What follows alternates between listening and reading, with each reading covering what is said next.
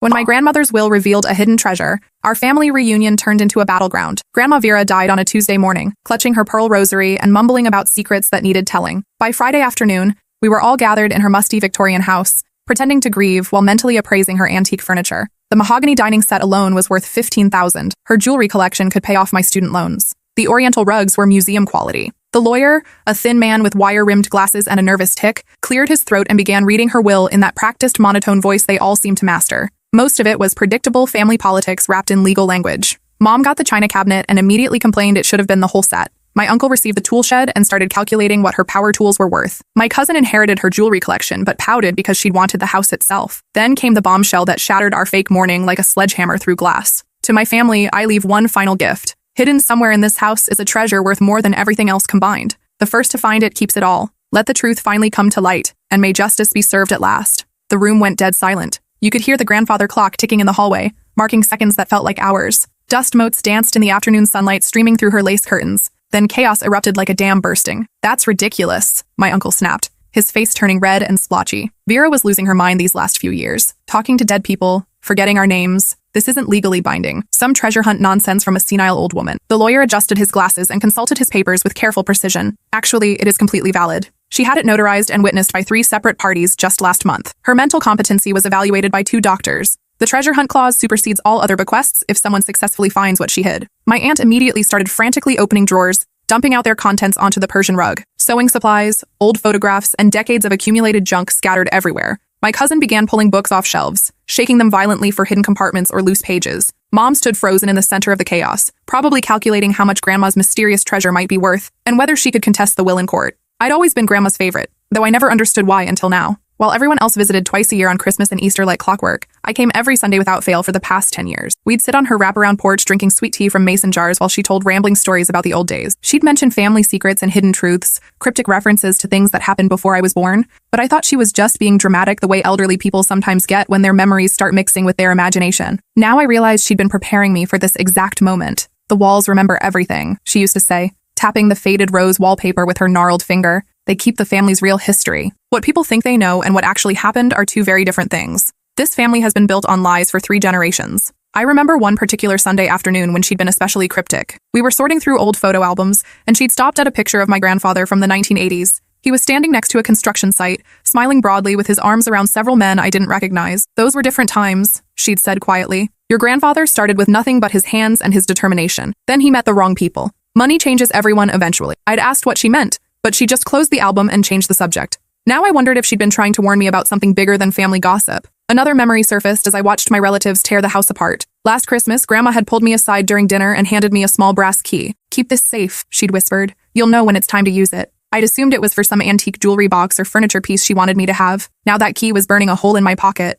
While my relatives fought over who got to search which rooms downstairs, accusing each other of cheating and hiding evidence, I quietly headed upstairs to her bedroom. The floorboard by her antique vanity had always creaked differently when I walked on it during my visits. I'd noticed it years ago, but never thought much about it, assuming it was just the house settling. I pressed down with my foot and felt it give slightly, like it was loose or hollow underneath. Using a silver letter opener from her desk, I carefully pried up the board. Underneath was a metal lockbox, military green and covered in decades of dust. The brass key fit perfectly. Inside were documents that made my hands shake uncontrollably. Birth certificates with names scratched out and rewritten in different ink. Marriage licenses that didn't match what I knew about our family timeline. Death records with suspicious circumstances and inconsistent details. Police reports that had been buried. All revealing secrets that would destroy half the family and send others to prison. But that wasn't the real treasure. At the very bottom, wrapped in oiled cloth, was a deed to a property downtown that Grandma had quietly bought in 1962 for $3,000. I recognized the address immediately. Today, that land held a bustling shopping complex and 2 gleaming office buildings. Conservative real estate estimate, $12 million minimum. Heavy footsteps thundered up the stairs like a stampede. My uncle burst through the bedroom door, saw the lockbox in my hands,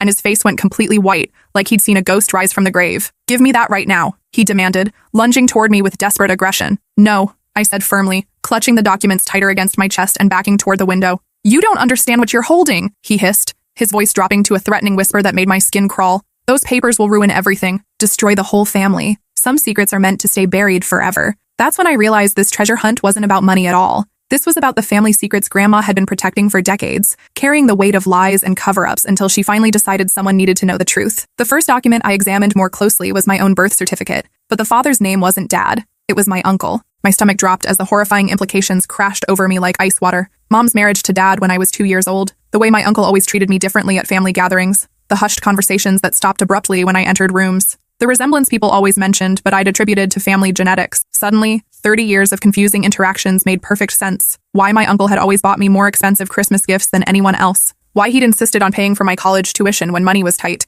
Why he'd gotten so angry when I'd started dating in high school, questioning every boy I brought home like an overprotective father. Why he'd looked so devastated when I'd announced my engagement last year. Why he'd cornered my fiancé at the party and asked him pointed questions about his intentions and financial stability. You know, my uncle said quietly, watching my face as understanding dawned. His aggression melted into resignation and something that might have been relief. Not until this very moment, I whispered, my voice barely audible. More footsteps pounded up the stairs. The rest of the family crowded into the bedroom doorway, drawn by our raised voices and the possibility that the treasure had been found. When they saw the lockbox and scattered documents, the temperature in the room seemed to plummet. What did you find? Mom asked, her voice barely audible and shaking with what sounded like terror. I held up the birth certificate with trembling hands. Her face crumpled immediately like a paper bag, 30 years of carefully maintained lies collapsing in an instant. I can explain everything, she said desperately, but my uncle cut her off with a sharp gesture. Don't bother lying anymore. She deserves to know the truth after all these years. The story unfolded like a nightmare in slow motion. Mom and my uncle had been lovers first, secret teenage sweethearts whose families would have disowned them for the relationship. When she got pregnant with me at 17, he panicked and abandoned her, running off to college and leaving her to face the consequences alone. Dad stepped in like a knight in shining armor, married her when I was 2, and raised me as his own child without question or resentment. My uncle came back 5 years later, married to my aunt with a respectable job and a new identity, pretending the past had never happened. But the affair had continued sporadically over the years. We thought it was better this way, Mom said through tears that streaked her makeup. You had a father who loved you unconditionally, a stable home. We didn't want to confuse you or make you feel unwanted, built on a foundation of lies, I said bitterly. But the documents revealed even more disturbing secrets. My cousin wasn't my uncle's biological child either. The marriage certificate showed my aunt had been married to someone else when my cousin was born, a detail that had been carefully hidden and falsified. The web of deception stretched across generations like a spider's web of lies. Then I found the death certificate that changed everything forever. My grandfather hadn't died in a car accident like we'd been told our entire lives. According to the coroner's report and police investigation hidden in the bottom of the box, he'd been murdered, and the prime suspect, before the case was mysteriously closed, had been my uncle. Did you kill him? I asked, my voice steady despite the horror flooding through me. My uncle's guilty silence was answer enough. He was going to expose everything, my aunt said from the doorway, her voice hollow and defeated. About the affairs, the fake marriages, the money he'd been embezzling from the family business for years. He had evidence that would have destroyed us all. So you murdered him, I said, the words feeling surreal as they left my mouth. It was an accident, my uncle insisted desperately. We fought in his study. He threatened to go to the police. Things got physical and he fell, hit his head on the fireplace. We panicked and staged the car crash to cover it up. The room erupted into chaos. My cousin screamed at her parents, demanding to know what else they'd lied about. Dad stood in shocked silence, probably questioning 30 years of marriage. Mom collapsed into Grandma's rocking chair, sobbing hysterically and repeating apologies that could never undo decades of deception. But I continued digging through the documents, finding more horrifying revelations with each page I turned. Bank statements showing systematic theft from the family construction business going back 25 years. Insurance claims that had been fraudulently filed. A second set of books that revealed tax evasion on a massive scale. The family business that had supported 3 generations was built entirely on crime. There were photographs too, pictures of my uncle with known criminals whose faces I recognized from news reports. Screenshots of text messages discussing money laundering through shell companies.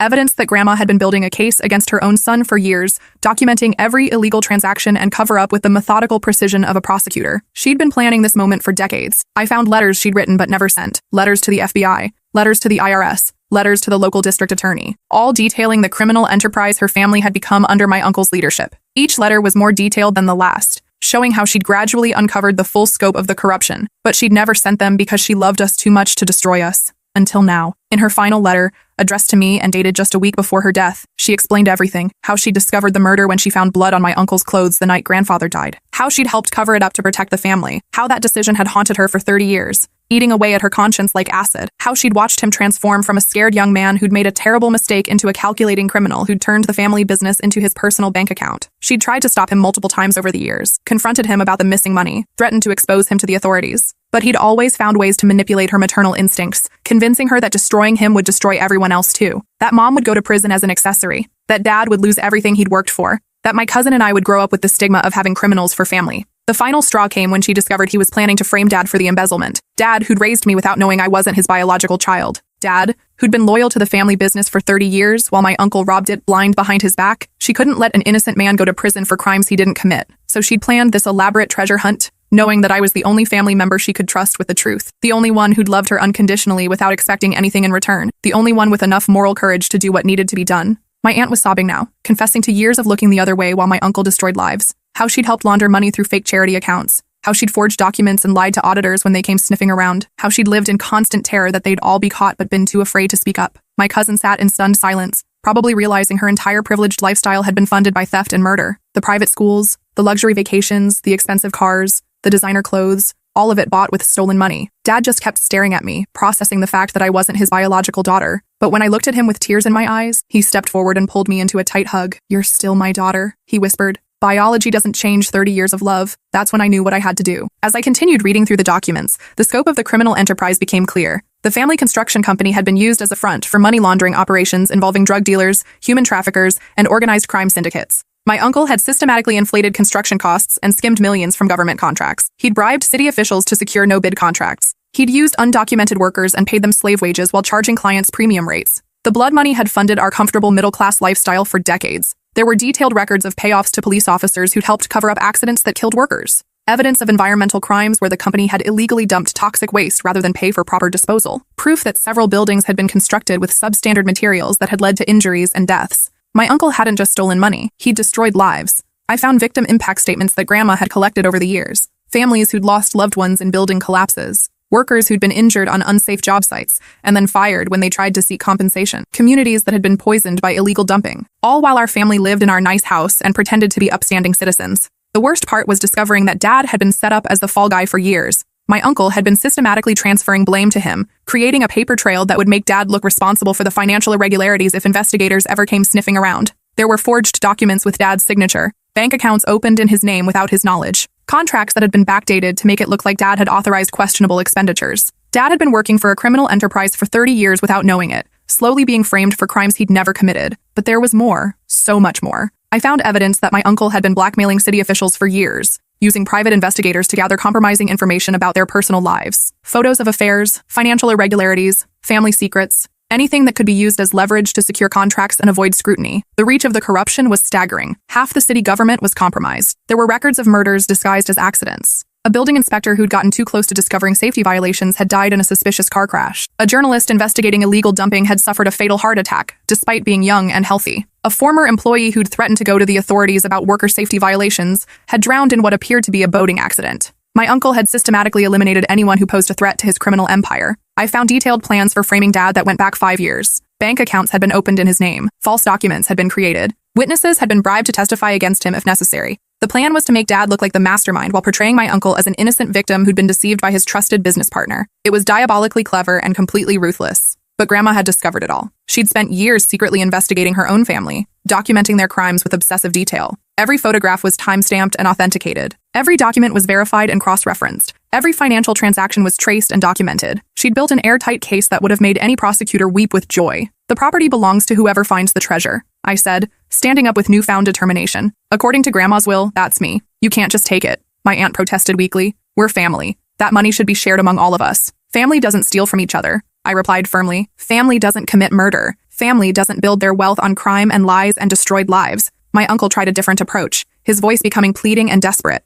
"Think about what you're doing. If you expose this, innocent people will get hurt. Your mother will go to prison. Your cousin's life will be ruined. Is your moral righteousness worth destroying everyone you claim to love?" I looked around the room at their faces. Mom, who'd lied about my paternity for 30 years. My uncle, who'd murdered his own father and built a criminal empire on the foundation of that crime. My aunt, who'd helped launder money and cover up murders. My cousin, who'd lived off blood money her entire life while people died to fund her privileged lifestyle. Then I looked at Dad, the only truly innocent person in the room, the man who'd raised me with love and patience, never knowing he was being systematically betrayed by the family he'd devoted his life to serving. "Grandma was right," I said quietly. "Some secrets destroy more lives by being kept than by being exposed." My uncle's face hardened with rage. "You have no idea what you're unleashing. This goes deeper than just our family. There are powerful people involved who won't let you destroy everything we've built." "Are you threatening me?" I asked. "I'm warning you," he said. "There are consequences to betraying family. Consequences you can't imagine." I pulled out my phone and started recording. "Say that again." His face went white as he realized his mistake. I called the lawyer from Grandma's old rotary phone in the hallway.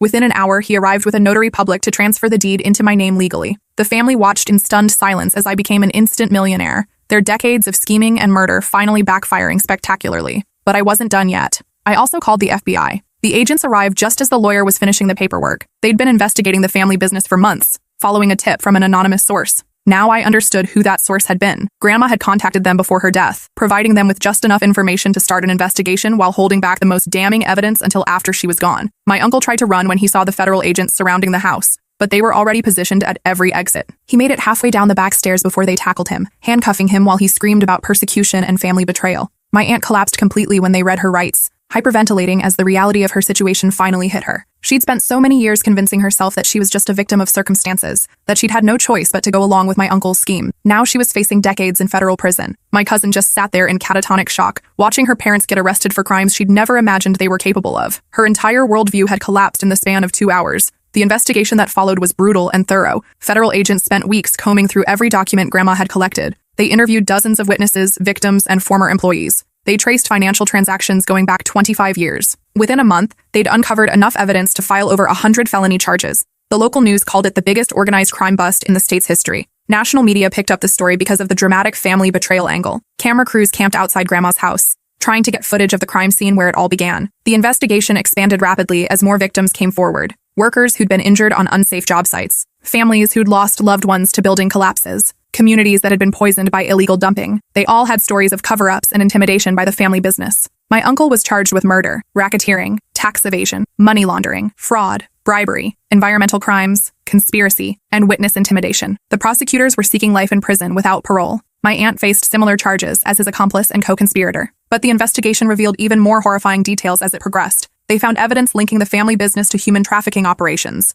Undocumented workers had been smuggled into the country and forced to work in slave-like conditions. When they tried to escape or report the conditions, they disappeared. The FBI had found 3 unmarked graves on properties owned by the company. My uncle had gone from petty theft to organized crime to serial murder over the course of 25 years. Each crime had escalated as he'd become more confident in his ability to avoid consequences. The community reaction was devastating and long-lasting. People who'd trusted the family business for generations felt personally violated. Church members who'd worked alongside my uncle on charity drives discovered their donations had been stolen and used to fund criminal activities. City officials who'd accepted his campaign contributions faced their own corruption investigations. The scandal reached into every aspect of local life. The high school had to rename its gymnasium because it had been funded with stolen money. The hospital had to return a donation that had been made with laundered funds. 3 charities had to close because their primary funding source had been criminal proceeds. The family name became synonymous with organized crime and systematic corruption. I sold the property to a development company for $14 million, just as the criminal trials were beginning. The media attention was overwhelming and relentless. Reporters camped outside my apartment building, trying to get interviews with the whistleblower who'd brought down a criminal dynasty that had operated for decades. I refused all interview requests. This wasn't about fame or revenge or personal vindication. This was about justice for the victims whose lives had been destroyed by my family's greed and violence. I hired the best legal team money could buy to protect Dad from any potential charges. The prosecutors quickly realized he'd been set up as a scapegoat and granted him immunity in exchange for his cooperation with their investigation. His testimony was crucial in understanding how the criminal enterprise had operated while maintaining a legitimate facade. He provided details about financial irregularities he'd noticed over the years but had attributed to simple bookkeeping errors, documents he'd signed without reading carefully, meetings he'd been excluded from without explanation. The picture that emerged was of a man who'd been systematically manipulated and betrayed by people he'd trusted completely. I paid for trauma therapy for my cousin, who was struggling to process the revelation that her entire life had been built on blood money and murder. She'd been accepted to medical school but deferred enrollment to deal with the psychological fallout. She'd also received death threats from families of victims who blamed her for benefiting from their loved ones' suffering. The therapy helped her understand that she was both a victim of her parents' crimes and someone who needed to take responsibility for making amends. I set up a victim compensation fund with $5 million, working with advocacy groups to identify families who'd been harmed by the company's criminal activities over the years. The process was complicated and emotionally draining, but necessary. Each family had a story of loss and betrayal: parents who'd lost children in preventable accidents, workers who'd been permanently disabled by unsafe conditions, communities that had been poisoned by illegal dumping and were still dealing with cancer clusters and birth defects. The fund eventually grew to over $12 million as other donors contributed money and the government seized assets from the criminal enterprise. The rest of the money from the property sale I kept without guilt or regret. The trials lasted 18 months and dominated local and national news coverage the entire time. My uncle was convicted on all charges and sentenced to life in prison without possibility of parole. My aunt received 25 years in federal prison. Both of them blamed me in their final statements to the court, calling me a traitor who destroyed the family for money and attention. They still didn't understand that this was never about money or personal gain. 7 additional family business associates were convicted on related charges. 3 city officials lost their jobs and faced their own criminal trials. The mayor resigned in disgrace when evidence emerged that he'd accepted bribes for over a decade. The company's assets were seized and sold to compensate victims and cover restitution payments. The total amount recovered was over $40 million, but it could never truly compensate for the lives lost and communities destroyed. Mom received immunity for testifying against my uncle, providing crucial details about the murder cover-up and financial crimes. But our relationship never recovered from the betrayal of learning she'd lied about my entire identity for 30 years. How do you forgive someone for lying about the most fundamental fact of your existence? How do you trust someone who'd kept such a massive secret while raising you to value honesty and integrity? The last conversation we had was brutal and final. She accused me of destroying the family for money and attention. I accused her of enabling murder and corruption for decades. We both said things that could never be taken back. She moved to another state after the trials ended, cutting off all contact with me and Dad. I heard through distant relatives that she'd changed her name and was working as a grocery store clerk, trying to rebuild her life away from the scandal. Dad stood by me through everything: the media circus, the family backlash, the guilt and trauma of learning that the people who'd raised me were criminals. He never once made me feel like I'd made the wrong choice in exposing the truth. "You did what Grandma couldn't do for 30 years, he told me after the sentencing. "You chose truth over family loyalty, justice over comfort. That takes incredible courage." The psychological toll was enormous and long-lasting. I spent months in therapy, processing the trauma of learning my entire life had been built on lies and murder. There were nights when I wondered if I'd made the right choice, if the destruction I'd caused was worth the justice I'd served.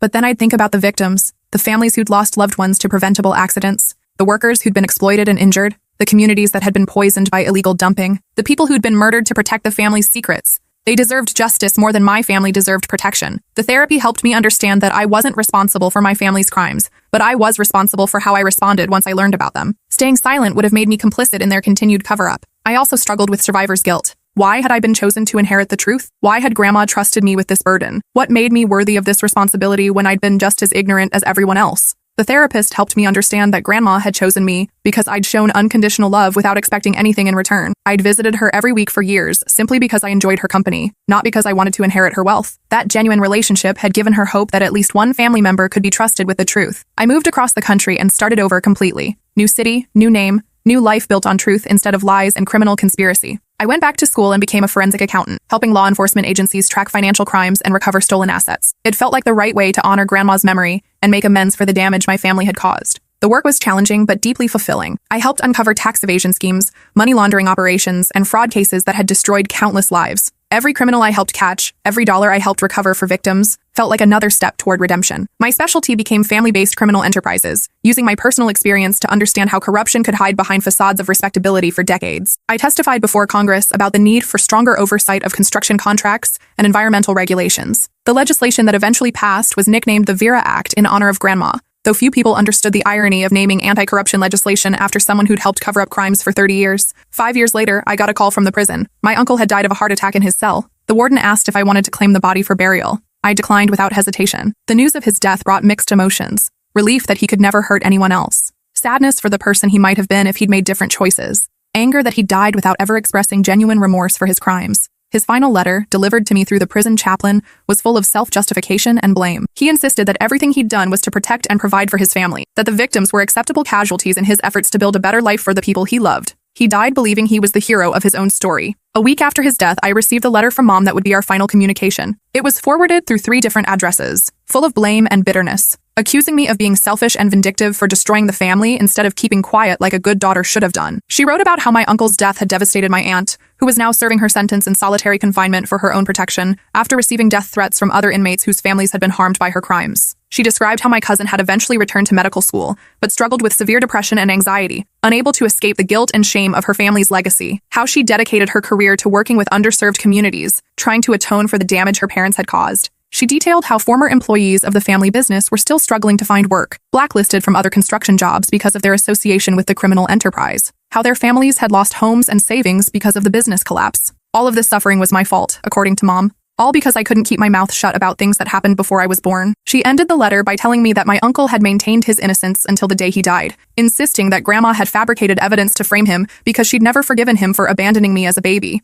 The letter was 7 pages of manipulation, guilt, and denial, the same tactics that had allowed the family to maintain their criminal enterprise for decades. I threw it in the trash without finishing the last page. The guilt and manipulation tactics that had controlled our family for generations no longer had any power over me. 10 years have passed since Grandma's death and the revelation of her hidden treasure. The Victim Compensation Fund has helped over 400 families affected by the company's crimes. The scholarship program I established has sent dozens of children of crime victims to college. The legislative reforms that followed the scandal have prevented similar criminal enterprises from operating with impunity. Construction oversight has been strengthened. Environmental regulations have been tightened. Witness protection programs have been expanded. My work as a forensic accountant has helped law enforcement agencies recover over $200 million in stolen assets and secure convictions against dozens of white-collar criminals. But the most important change has been personal. Last month, I visited Grandma's grave for the first time since her funeral. Her headstone was simple granite with just her name and dates. Someone had left fresh flowers, and I recognized my cousin's handwriting on the card. She'd written, "Thank you for giving us the chance to choose who we wanted to be." I sat in the grass beside her grave and told her about my new life, about the criminals I'd helped catch, the money I'd recovered for victims, the justice I'd been able to serve on behalf of people who'd been powerless to fight back against corruption. I told her about Dad, who'd remarried a wonderful woman who treated me like her own daughter,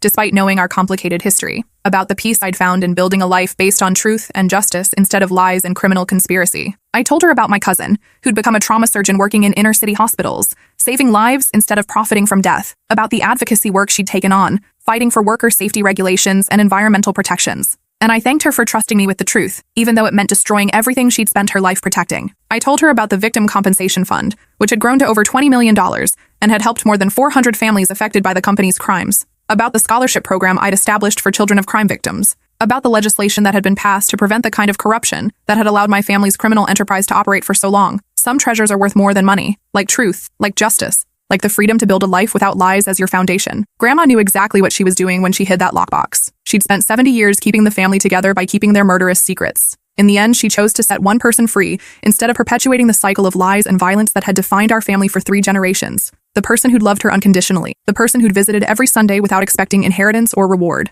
The person who deserved better than a family built on murder, lies, and decades of carefully maintained deception. She'd given me something more valuable than $12 million.